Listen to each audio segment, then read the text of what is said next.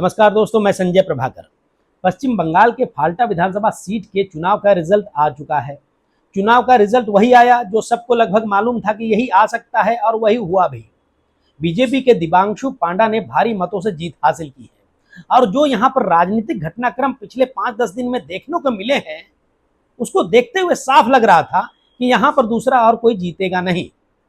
पश्चिम बंगाल के मुख्यमंत्री अधिकारी यहाँ पर आए, शुभेंदु अधिकारी। प्रचार के दौरान उन्होंने कहा कि इस सीट के जो बहुत ताकतवर उम्मीदवार थे मैदान में, जहांगीर खान, वो अब मेरा उत्तरदायित्व है। और जहांगीर खान के खिलाफ 5-6 मामले जो हैं, गंभीर मामले, गुनाह के मामले, उसमें वो आरोपी हैं। इसमें जो है अब पूरी कार्रवाई होगी, आगे का मेरा उत्तरदायित्व है, ये खुले तौर पर उन्होंने कहा था। और उन्होंने यहाँ के वोटर से अपील की थी कि आप हमें 1 लाख से ज्यादा वोटों से जिताएं, यहाँ का विकास करेंगे। बहरहाल 29 अप्रैल की वोटिंग रद्द होने के बाद 21 मई को यहाँ दोबारा मतदान हुआ था और आज 24 मई को काउंटिंग थी। इस सीट का सबसे ताकतवर उम्मीदवार जहांगीर खान रेस में सबसे पीछे आया, सबसे पीछे। बात पच रही है आपको? क्योंकि आप देखिए पिछले 4-5 दिनों के अंदर यहाँ जो घटनाक्रम देखने को मिला कि जहांगीर खान खुद सामने आए, कैमरे के सामने कह रहे हैं कि भाई मैं अब जो है मैदान में नहीं हूं, मैं ये चुनाव नहीं लड़ रहा। लेकिन कानूनी तौर पर उनका नाम तो था ही, क्योंकि नॉमिनेशन वापस लेने का समय बहुत पहले जा चुका था। लेकिन उसकी हार की कहानी, जहांगीर खान की हार की कहानी और पर्दे के पीछे की हकीकत कुछ और होगी। आप समझदार हैं, जानते हैं। बहरहाल भारतीय जनता पार्टी की प्यास अब जाकर बुझी होगी। इस सीट को जीतने के बाद भले भारतीय जनता पार्टी ने पूरे पश्चिम बंगाल में भारी बहुमत पाकर यहां पर बहुमत की सरकार बनाई, लेकिन उसकी प्यास जो है ना, इस सीट को जीतकर बुझी होगी।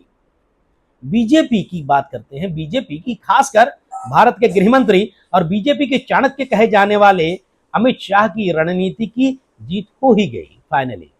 विपक्ष लगातार आरोप लगाता रहा है कि सत्ता, एजेंसियों और चुनावी मशीनरी के दबाव का इस्तेमाल हुआ।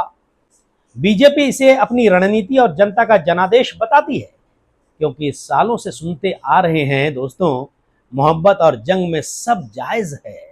और ये तो बीजेपी के लिए पश्चिम बंगाल का किला फतह करने की बात है। फाल्टा सीट जंग से कम कहां है? जंग से बिल्कुल कम नहीं। पश्चिम बंगाल के तख्त से ममता बनर्जी को बेदखल करना आसान नहीं था। 15 साल बाद तृणमूल कांग्रेस की सरकार गिरी।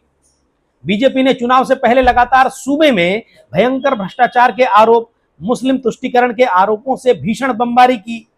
हालांकि टीएमसी ही नहीं, कांग्रेस, समाजवादी पार्टी के अलावा कई अन्य राजनीतिक पार्टियों ने बीजेपी और चुनाव आयोग में सांठगांठ के आरोप भी लगाए, आपको पता है। और जांच एजेंसियों के बेजा इस्तेमाल की बातें भी लगातार होती आई हैं और अभी भी हो रही हैं। दोस्तों, तृणमूल कांग्रेस का गढ़ कहे जाने वाले डायमंड हार्बर लोकसभा क्षेत्र के डायमंड हार्बर मॉडल को ध्वस्त करके इस इलाके के सबसे मजबूत किले फाल्टा विधानसभा सीट पर चढ़ाई करके अपना पताका लहराकर बीजेपी ने ममता बनर्जी और उनके भतीजे अभिषेक बनर्जी को अपनी ताकत जरूर दिखा दी है। पर इस जीत के पीछे कैसी रणनीति थी, लोग समझदार हैं, जानते हैं। सैकड़ों, हजारों या लाखों लोगों के जहन में एक सवाल अभी जरूर उभर रहा होगा दोस्तों, क्या बीजेपी ने फाल्टा सीट को जीता है या फाल्टा उसे वॉक ओवर में मिल गया? फाल्टा की जो सीट है, बीजेपी ने सचमुच जीता है या उसे वॉक ओवर में मिल गया, क्योंकि मैदान से सबसे ताकतवर उम्मीदवार ही गायब? क्या यह जनता का फैसला है या एक ऐसा मुकाबला जिसमें मुख्य खिलाड़ी आखिरी सीटी बजने से पहले मैदान छोड़कर चला गया, या मैदान से भगा दिया गया, या मैदान से जाने के लिए मजबूर कर दिया गया? ये बातें अलग हैं। और सबसे बड़ा सवाल आ रहा है दोस्तों, अगर जहांगीर खान मैदान में डटे रहते अंतिम समय तक, प्रचार करने तक, 19 मई को हाथ खड़े न करते, वोटिंग के दिन खुद वोट डालने पहुंचते, तो क्या आज तस्वीर यही होती? सोचिएगा दोस्तों। आज 24 मई 2026 का दिन पश्चिम बंगाल ही नहीं, भारतीय राजनीति के पन्नों में एक अलग तरह की कहानी के तौर पर दर्ज होगा नहीं, हो गया। क्योंकि यहां एक ऐसा उम्मीदवार जिसे मुख्य चुनौती माना जा रहा था, सबसे बड़ा चैलेंज माना जा रहा था, वोटिंग से पहले प्रैक्टिकली गायब हो गया। कहां गया किसी को पता नहीं, लापता है, अपना वोट ही नहीं डाला। उसके घर में ताला लटक रहा था वोटिंग के दिन 21 मई को।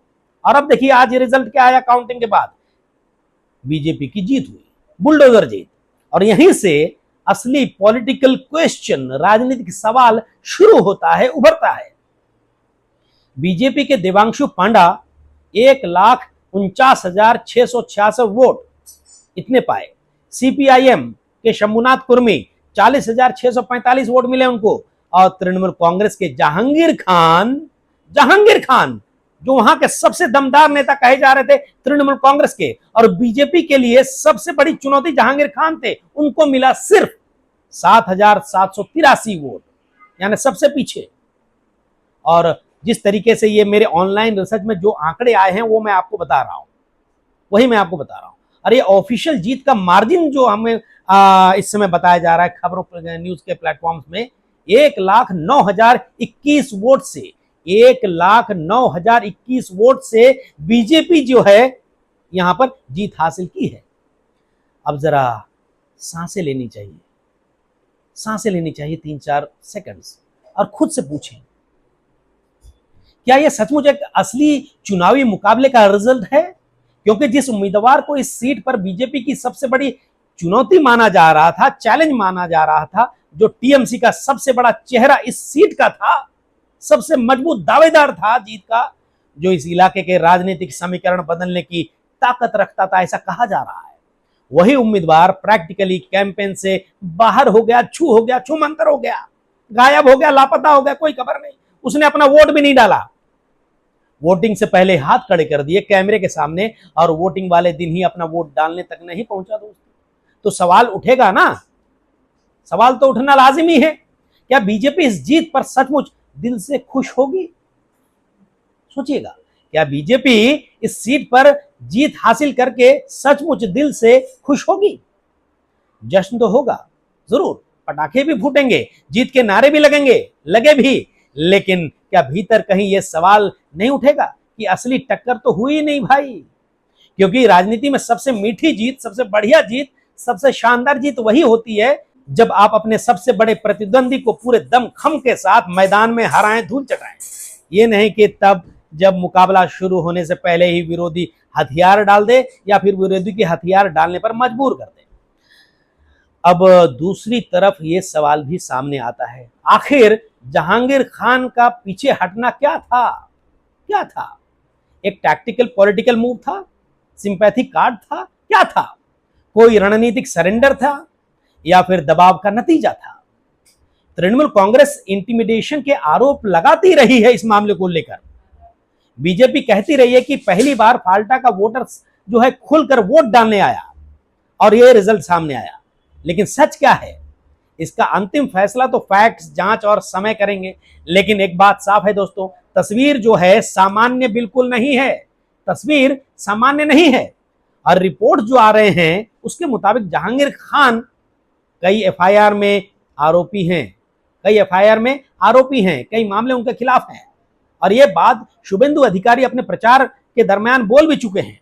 उन्होंने ये भी कहा वहां प्रचार करते हुए उस विधानसभा सीट में कि भाई यहाँ की जनता 1 लाख से ज्यादा वोटों से हमें जिताएं, साथ में हम यहाँ का विकास करेंगे, और ये जो जहांगीर खान है वो अब मेरा उत्तरदायित्व है, ये उन्होंने खुले तौर पर कहा था। इसका मतलब क्या निकलता है, सोचिएगा। बहरहाल कानूनी राहत की चर्चाएं भी रही जहांगीर खान को लेकर, लेकिन जनता सवाल पूछेगी। हो सकता है अगर कोई उम्मीदवार एफआईआर के साए में है, अगर उसे लीगल प्रोटेक्शन की जरूरत पड़ रही है, अगर वो रिपोल से ठीक पहले चुनावी मैदान छोड़ दिया, अगर वोटिंग डे पर वोट डालने तक नहीं जा रहा है, तो क्या ये एक सामान्य चुनावी घटना है? बिल्कुल नहीं है। ये लोकतंत्र की बेहद असामान्य तस्वीर है, बिल्कुल असामान्य तस्वीर। और अब इस जीत के सिंबोलिज्म को समझिए, बीजेपी के इस जीत के सिंबोलिज्म को समझिए। और कहा जा रहा है कि 74 साल में पहली बार फाल्टा सीट में बीजेपी जीती है, ये सब जानते हैं। यानी एक बहुत पुराना गढ़ टूट चुका है, बहुत पुराना गढ़, बीते 15 सालों में यहां पर तृणमूल कांग्रेस का जबरदस्त किला था, मजबूत किला था, लेकिन वो अब टूट चुका है। और सबसे बड़ा सवाल यही है, क्या ये गढ़ जनता ने तोड़ा या गढ़ का दरवाजा अंदर से खुद खुल गया? क्योंकि अगर जहांगीर खान पूरी ताकत से लड़ते मैदान में रहते, माइनॉरिटी वोट कंसोलिडेट होता, लोकल नेटवर्क एक्टिवेट होता, तो क्या यह तस्वीर यही होती इस समय? इसका सॉलिड जवाब, निश्चित जवाब आज किसी के पास शायद नहीं है या खुलकर कहेगा नहीं। लेकिन यह सवाल उठाना पूरी तरीके से जायज हो सकता है और लोगों के मन में उठ भी रहे होंगे। बहरहाल दोस्तों, बीजेपी की इस सीट पर जीत को लेकर आप क्या कहना चाहते हैं? जहांगीर का मैदान छोड़कर भागने को लेकर आप क्या कह सकते हैं? जहांगीर खान गए कहां? पिक्चर में नहीं है, लापता हैं। इन सब बातों को लेकर आपके मन में क्या सवाल खड़े हो रहे हैं, जरूर बताइएगा। क्या आपको लगता नहीं है कि पश्चिम बंगाल में पहली बार भारी मतों से सरकार बनाने के बावजूद बीजेपी के लिए यह सीट जीतना नाक की बात थी, इज्जत की बात थी, जो बीजेपी ने कर दिया। बहरहाल अब इतना ही। इस वीडियो पर आप अपने विचार कमेंट बॉक्स में जरूर लिखिएगा। नमस्कार दोस्तों।